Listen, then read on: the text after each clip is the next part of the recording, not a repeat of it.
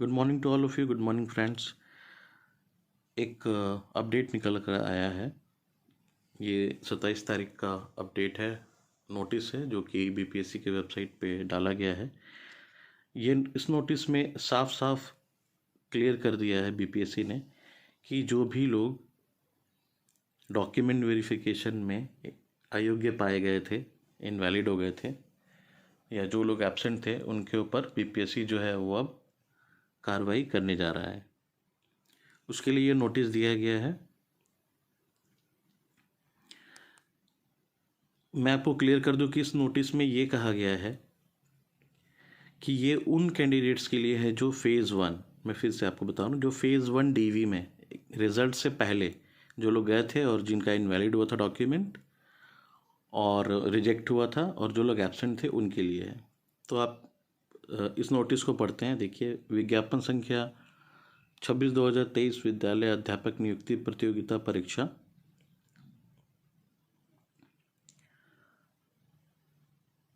हेतु आयोजित परीक्षा के उपरांत दस्तावेज सत्यापन के दौरान अयोग्य पाए गए या अनुपस्थित रहने वाले अभ्यर्थियों का ध्यान आकृष्ट करते हुए सूचित किया जाता है कि विज्ञापन संख्या 26/2023 अध्यापक नियुक्ति प्रतियोगिता परीक्षा के आवेदन के समय अपने अपने दावा को एवं उनके समर्थन में आवश्यक प्रमाण पत्रों को समर्पित करते हुए इन सभी तथ्यों को सही होने की वचनबद्धता अंडरटेकिंग दी गई थी।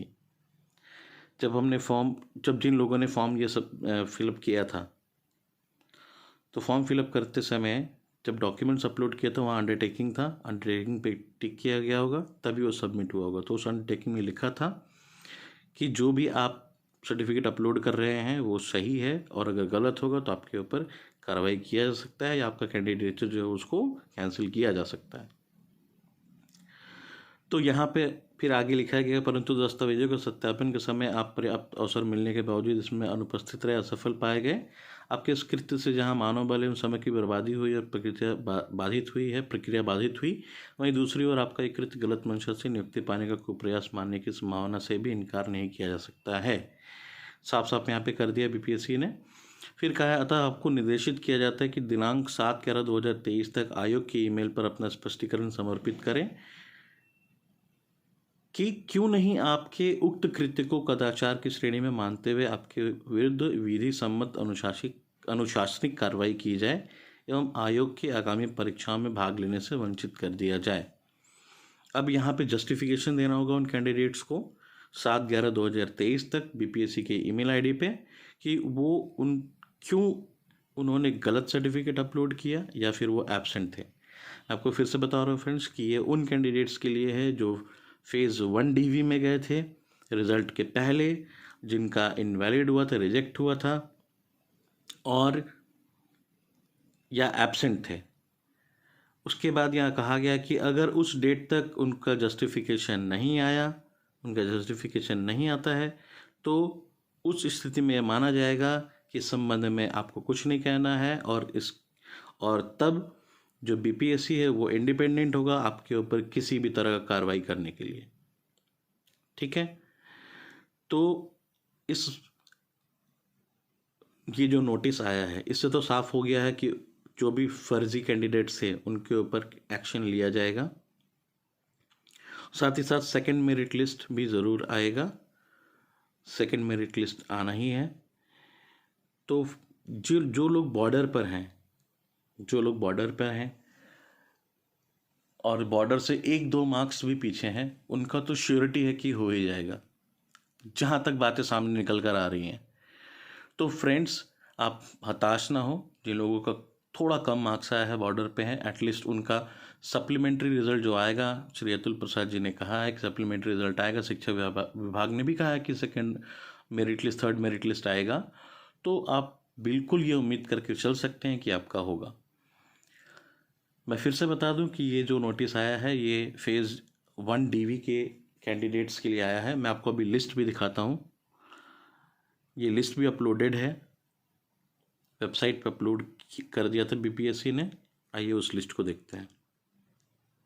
अब आप देखिए, ये है वो लिस्ट जो बीपीएससी ने वेबसाइट पे डाला है। ये फिलहाल लिस्ट ऑफ क्लास 11-12 कैंडिडेट्स है Those who are absent in document verification, document unverified has not considered for merit list. इसी तरह से हर सब्जेक्ट का, हर क्लास का अलग अलग दिया गया है। आप देख सकते हैं एक तरफ रोल नंबर है, सब्जेक्ट है, इधर रिमार्क्स है।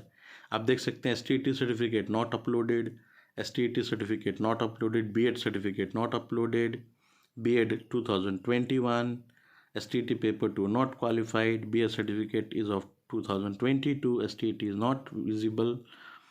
तो इस तरीके से ये रिमार्क्स यहाँ पे वेरिफिकेशन रिमार्क्स दिया गया है, इधर रोल नंबर है, सब्जेक्ट है। तो इन कैंडिडेट्स को 7/11/2023 तक BPSC की ईमेल आईडी पे अपना जस्टिफिकेशन दे देना है कि उन्होंने रॉन्ग सर्टिफिकेट क्यों अपलोड किया था या क्यों नहीं किया था, या वो एब्सेंट क्यों थे। अभी जो लोग मेरिट लिस्ट में है, जिनका नाम है रिजल्ट के बाद, और वो लोग रिजेक्ट हुए हैं DV में या एब्सेंट थे, उनके लिए अभी नोटिस नहीं आया, हो सकता है उनके लिए नोटिस बाद में आए। इसीलिए फ्रेंड्स, आप लोग बिल्कुल भी उदास ना हो, आप बिल्कुल ये मानकर चलें कि जो लोग बॉर्डर पर हैं कट ऑफ मार्क्स के, उनका निश्चित तौर पर होना ही है। बाकी के अपडेट्स और ये कब तक होगा, 2 नवंबर को जो लोग ऑलरेडी क्वालिफाइड है मेरिट लिस्ट में, जिन लोगों ने अपना ज्वाइनिंग करा लिया, वेरिफिकेशन करा लिया, उनको 2 तारीख को मिलेगा, और वो प्रोविजनल मिलेगा उनको, प्रोविजनल अपॉइंटमेंट लेटर होगा, उसमें स्कूल का नाम नहीं लिखा होगा। स्कूल का नाम कब मिलेगा, अभी अपडेट यही है कि उनको कहा गया है कि छठ पूजा के बाद मिलेगा।